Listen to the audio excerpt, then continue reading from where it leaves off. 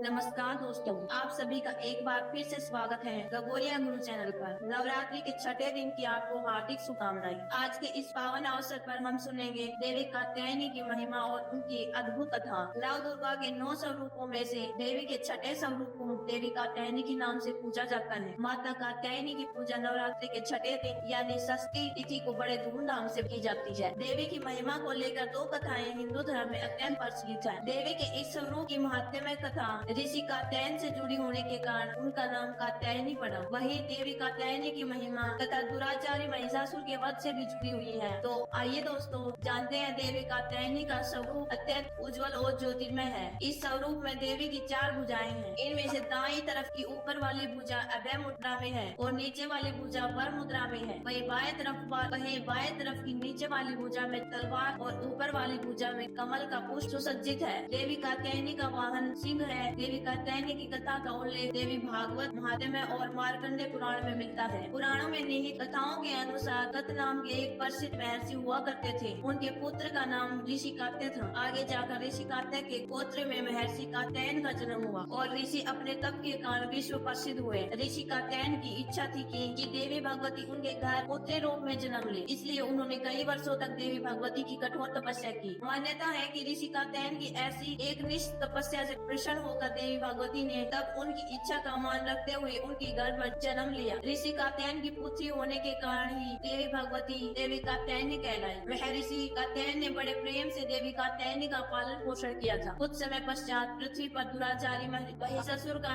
उपद्रव सारी सीमाएं लांघ रहा था। महिषासुर को ये वरदान मिला हुआ था कि कोई भी पुरुष कभी उसे पराजित किया उसका अंत नहीं कर पाएगा, इसलिए उसे किसी का डर नहीं था और देखते ही देखते उसने देवलोक पर भी अपना कब्जा कर लिया था। तब भगवान विष्णु, प्रजापति ब्रह्मा और देवाधिदेव महादेव ने उसका विनाश करने के लिए अपने अपने तेज से पीड़ित एक देवी को उत्पन्न किया। मान्यता है कि महर्षि कात्यायन ने ही इस देवी की सर्वप्रथम विधिवत पूजा की थी, इसलिए देवी को कात्यायनी के नाम से जाना गया। वही देवी कात्यायनी से जुड़ी एक अन्य पौराणिक कथा के अनुसार देवी की उत्पत्ति महर्षि कात्यायन के यहाँ अश्विन महीने की कृष्ण चतुर्थी को हुई थी। इसके बाद महर्षि ने शुक्ल सप्तमी, अष्टमी और नवमी तक देवी की अपने आश्रम में विधिवत पूजा अर्चना की और 10वीं को देवी के इस स्वरूप ने महिषासुर का वध किया था। यही कारण है कि देवी के इस स्वरूप को देवी कात्यायनी के नाम से जाना गया था। महिषासुर का अंत करने के कारण देवी को महिषासुर मर्दनी के नाम से भी जाना गया। इसके अलावा देवी कात्यायनी से जुड़ी एक और मान्यता ये भी है कि देवी दुर्गा का यह स्वरूप अमोघ फलदायिनी है।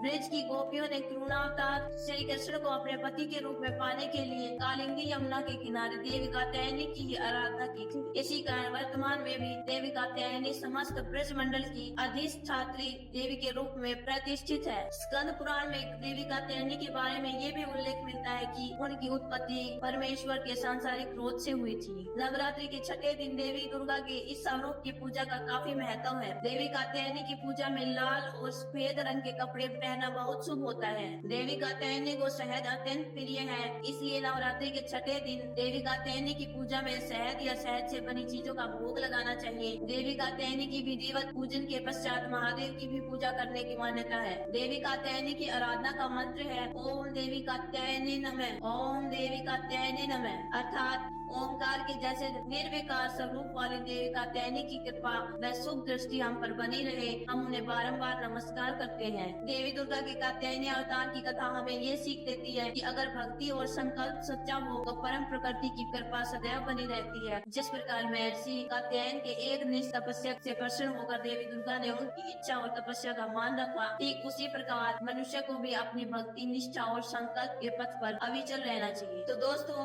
यह थी माँ कात्यायनी की पावन कथा। आपको यह कथा कैसी लगी कमेंट करके जरूर बताएं। अगर अच्छी लगी हो तो हमारी वीडियो को लाइक कीजिए और हमारे चैनल को सब्सक्राइब कर लीजिए। धन्यवाद।